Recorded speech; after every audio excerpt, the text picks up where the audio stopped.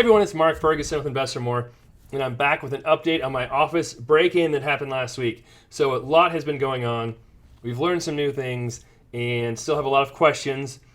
But what happened was last week, over the weekend, my office was broken into a number of times. We think the crooks or perpetrators took a lockbox from off the front of my building, took it home, broke it open, got the key, came in here Saturday night, Sunday during the day, and tried to come back Sunday night before they're chased off by a lady next door who happened to be out and about at 3 a.m. Then she came into my office too, but she didn't steal anything. So it's been crazy.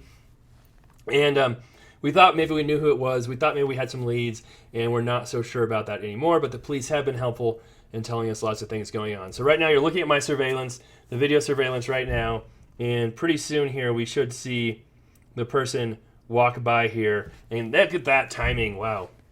And so you can see the crazy red hair. Looked like a guy, but there's some confusion of maybe it's a girl, maybe it's not, maybe it's a wig, maybe it's not a wig. And I posted some pictures on Facebook. We had a clear video of a truck, a white F-250 with a dent in the hood. The plate, turns out the plate was stolen, the truck was stolen, so that wasn't a great lead. And after posting some stuff on Facebook, some people said, hey, we think we know who that is, it's a girl. And for a second they got real excited. They had some piercing, looked very similar because this person had a piercing. And then after some time and talking to the police, they said, nope, we don't think that's them. We think we're looking for a male suspect. We've gotten some other clues, some other things going on. And so we don't think it's a female. We think it's a male. We think that's a wig. And we're going from there. So we'll see how all this works out and how everything happens. We'll kind of fast forward here a little bit so you can see some more of this. And hopefully we have some updates or breaks in the case. But some other crazy stuff has happened since all that happened. So when they broke in, they took checks, some credit cards, they tried to use them, some coins, some quarters, some random stuff. Who knows what all the stuff they took was. They took my laundry machine keys, which is really annoying because we're trying to replace those now and it's not very easy. But they didn't break anything, which is good. They didn't get into any of the offices that were locked. You can see we have windows. We have windows in the doors too in most of them. They didn't break any of those, which was nice. They could have done that. But after doing that, we heard from some other offices that were broken into as well. So there's another real estate office that was broken into a couple weeks before that. Same thing happened. They got in through a lockbox, went through everything, broke drawers, opened everybody's drawer, tried to get to every office, took blank checks again, a few credit cards, some gift cards, things like that. So a lot of people have speculated that I was being targeted because of my YouTube, because I show quarters in my office, and just because I put myself out there. I don't think that's the case at all. I think this is completely random based on my business type, because after that office was broken into, another office was broken into where they didn't get inside the building, but they had drop boxes outside, and they broke into those drop boxes, tried to take what they could from there. I don't think there was anything in them, but they tried. So then my office was broken into, and then over the last weekend, another real estate office was broken into as well. And this one, we think, from what we hear, I've got some other agents talking to me, and the police have talked to me a little bit, was used a crowbar. They broke the door, got in that way, broke doors, broke drawers, took blank checks again, took credit cards, whatever they could find, took a safe. And it sounds like they did more damage to that office, possibly to try and get to things where they thought there was more valuable things. We're not sure. So I've talked to the police, and like I said, they don't think this is the perpetrator anymore, partially because they tried to use my credit cards at Best Buy, and they did get some video footage at Best Buy. I don't have it. I asked for it. They won't give it to me, so I can't show it to you. But we did get some video footage, or the police got some video footage from Best Buy. They think they saw this guy there with a couple other people, the getaway driver, who we've shown before. And this is the lady who came in late at night after she scared them away and thought our office was open, which was really, really weird. But I don't know if all of you saw that because it happened really late in my last video I showed. I showed the full video of this surveillance, over 2 hours, in one of my previous videos if you want to see it. And I also show me walking through the office showing what was done, so make sure you check those out. But getting back to this, they have a picture of the guy with the red wig, and he didn't have the wig, so they think it was somebody else. And they also had some of the other people they think were in those videos at Best Buy too. So they're looking for that person. They have not identified them yet. They're hoping to soon. And in the meantime, I'm keeping my eye out for a white Ford F-250. And you realize that every other truck in the world is a white truck. Every other car in the world is a white truck when you start looking for one. And that's not an easy thing to spot. It does have a dent in the hood. Who knows if they're still driving it? Who knows if they ditched it by now? We're not sure on that. And the crazy thing, too, is my dentist had a dentist appointment last week, which made my week even better. The assistant working for him, it was her father-in-law's truck that was stolen and used in this crime. And so she told me it's stolen like October 8th. They broke into my office kind of the next weekend after that. And who knows if they're still using it or not. But she said it was used in a Walmart robbery as well. So they went into Walmart, took a bunch of stuff, ran out. And that truck was caught on surveillance during that crime as well. And then we heard later on from somebody else that a lender had their office broken into in a hair salon. And we think the hair salon was because they're next to the lender. They're trying to get into there. And again, crazy stuff. It seems like they really want blank checks. They really want credit cards, and I've had to close down like 30-some checking accounts, which has been a lot of fun. One of the best parts of all this is all the time it's taken to talk to the police, close accounts, all this stuff. Luckily, I have a lot of great people helping me on my team, but that's been the toughest part. And so from here, I guess we're waiting to see what happens. I talked to the police. They've been interacting with me quite a bit. I asked them questions. They respond. It's been really nice. And they said they're not even sure if these are the same groups of people breaking into the real estate offices, which seems pretty far-fetched to me.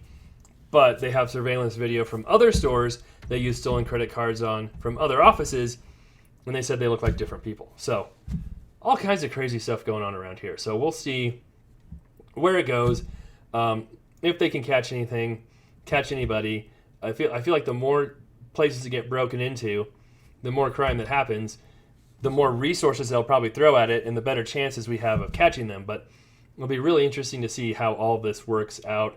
I'm just kind of patiently waiting. We rekeyed our office. We made sure our cameras are still working good. We thought about getting a security alarm. Not sure. I don't know. I really doubt they would come back here and do it again. They didn't take that much stuff, do that much damage. And looking back on it, even if I had a security system in place, the cost of it might not have covered the stuff that was taken. Who knows? Maybe the time and different things, but maybe we'd have the satisfaction of catching them. That would be nice. But besides that, not sure how worth it is. We are very lucky. They didn't mess with my cars. They're in the office. They're right here down this hallway. I don't know if they ever went in that door at the end. We had like $1,500 in gift cards from Home Depot that we'd spent like the week before, and they didn't get those. And they didn't break windows, they didn't break doors, they broke a couple drawers, but nothing too crazy. He didn't, destroy my fish tank, although he's really looking for something down in there, as you can see. And so overall, it wasn't too bad. A lot of tenants had called us and asked us, hey, did their personal information get taken? Thankfully, we have almost none of that. We use TransUnion for our applications, so when tenants apply to us, we don't get their social security number. We don't get personal information. They send that directly to TransUnion, do all that direct to them, which is one reason why I love doing that, because I don't have their personal information. If they give us an application that does have that information, which is very, very rare, we shred it, we don't keep it, we don't want that personal information. All of our documents, our real estate documents, and copies, receipts, things like that, are all stored electronically on the cloud, and then we back them up on an external hard drive. So the Real Estate Commission requires us to have 2 copies of everything for 5-7 years, something like that. Don't quote me on that.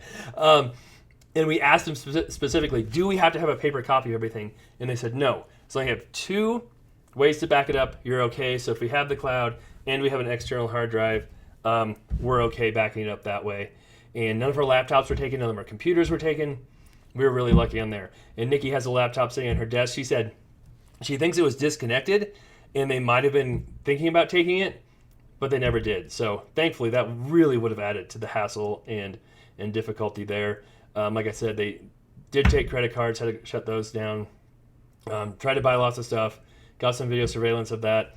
Blocked a lot of those cards. All that's been done. Shut down almost all of my checking accounts. There were a couple I didn't have to.